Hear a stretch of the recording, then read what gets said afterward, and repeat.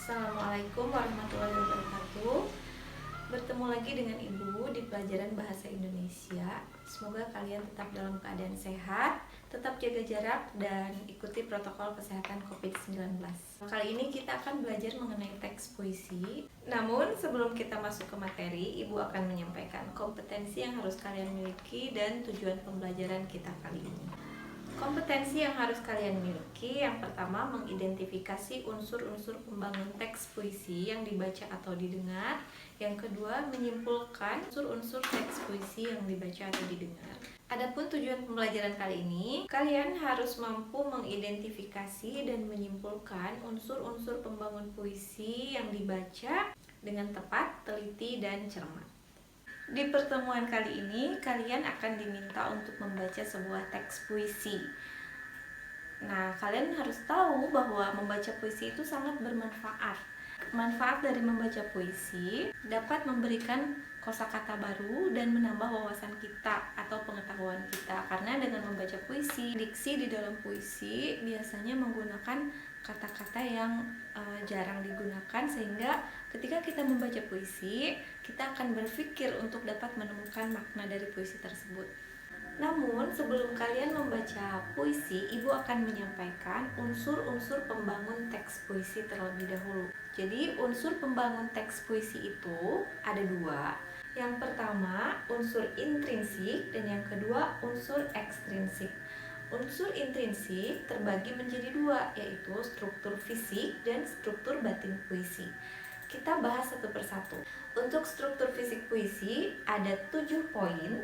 Majas adalah cara melukiskan sesuatu dengan mengumpamakan dengan sesuatu lain menggunakan bahasa yang indah.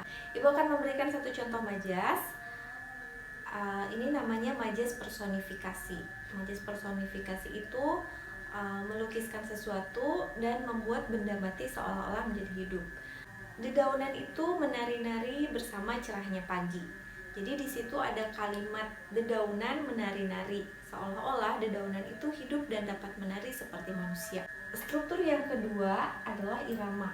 Irama berfungsi untuk membuat kata-kata seolah memiliki jiwa, sehingga pembaca akan ikut merasakan yang dirasakan oleh penyair. Yang ketiga, rima. Rima itu persamaan bunyi. Rima terdiri dari rima awal, rima tengah, dan rima akhir. Ketiga, ada perwajahan atau tipografi. Perwajahan itu bentuk puisi atau cara penulisan puisi, misalnya rata kanan kiri.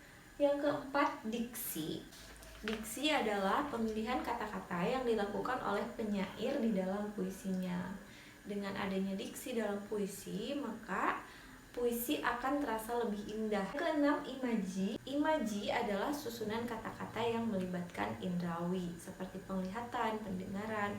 Misalnya, burung berkicau di pagi hari. Di situ ada imaji pendengaran karena ada kata burung berkicau. Terakhir, kata konkret. Kata konkret adalah kata yang dapat diungkapkan dengan indera dan akan memunculkan imaji. Adapun unsur batin puisi, yang pertama tema, yang kedua rasa atau feeling, yang ketiga nada, dan yang terakhir amanat.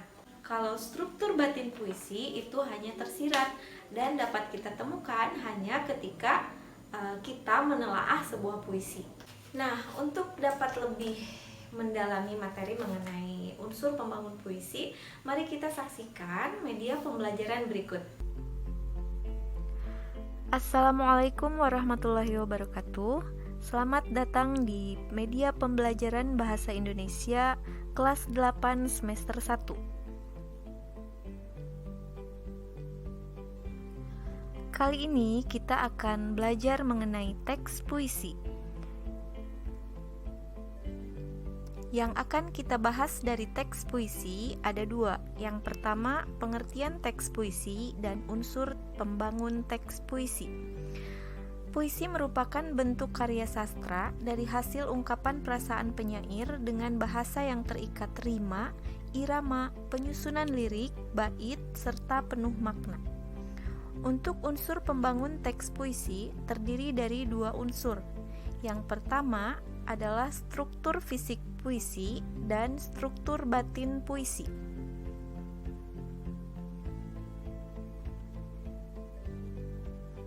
Struktur fisik puisi terdiri dari majas, irama, rima, tipografi, diksi, imaji, dan kata konkret.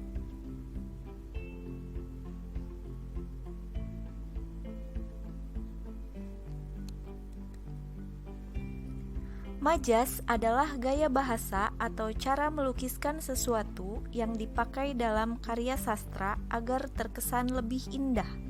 Sedangkan irama adalah pergantian tinggi rendah, panjang pendek, dan keras lembut ucapan bunyi. Rima adalah bunyi-bunyi yang ditimbulkan oleh huruf dan kata-kata dalam larik dan bait, atau disebut juga persamaan bunyi dalam puisi.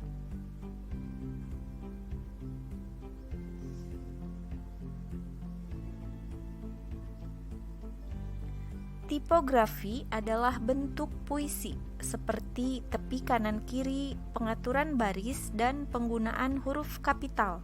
Diksi adalah pemilihan kata-kata yang dilakukan penyair dalam puisinya. Imaji adalah susunan kata-kata yang dapat mengungkapkan pengalaman indrawi, seperti penglihatan, pendengaran, atau perasaan. Kata konkret adalah kata yang dapat diungkapkan dengan indera yang memungkinkan munculnya imaji.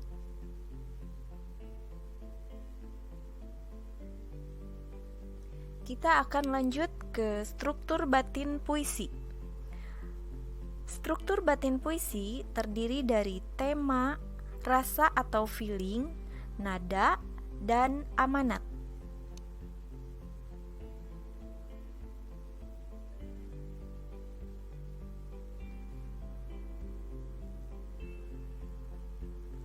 Tema adalah pokok pikiran atau dasar cerita yang terkandung dalam puisi dan dipakai sebagai dasar dalam penulisan puisi.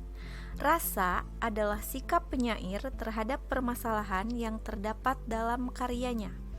Sedangkan nada berhubungan dengan tema dan rasa. Nada adalah sikap penyair terhadap pembaca atau pendengarnya. Amanat adalah pesan yang ingin disampaikan penyair kepada pembaca.